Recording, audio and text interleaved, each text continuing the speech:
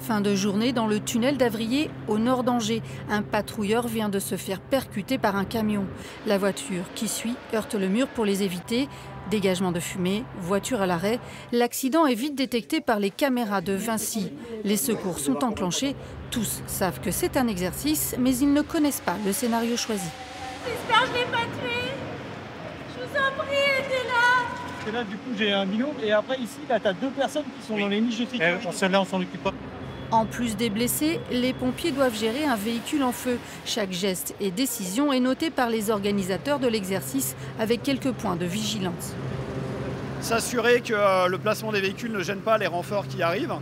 On va être attentif aussi à la reconnaissance. Est-ce que les sapeurs-pompiers vont bien prendre en compte l'ensemble du dispositif et s'assurer qu'on n'a pas oublié une victime quelque part dans une issue de secours ou dans un véhicule. Derrière l'accident, il faut aussi gérer les autres automobilistes bloqués dans le tunnel, notamment un quart de touristes polonais. Là, ce sont les policiers qui sont mis à contribution. Mairie, préfecture doivent gérer leur prise en charge dans un gymnase à proximité. Plus peur?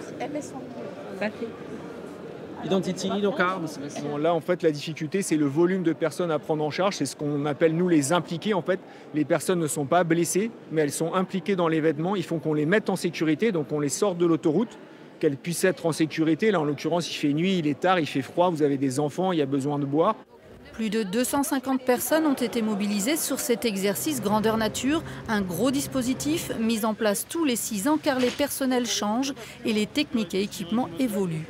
Moi je me souviens, il y a une dizaine d'années, pour la gestion des victimes, personnes à mobilité réduite, on avait mis tout simplement un endroit où on pouvait faire en sorte qu'ils soient pris en charge par les services de pompiers.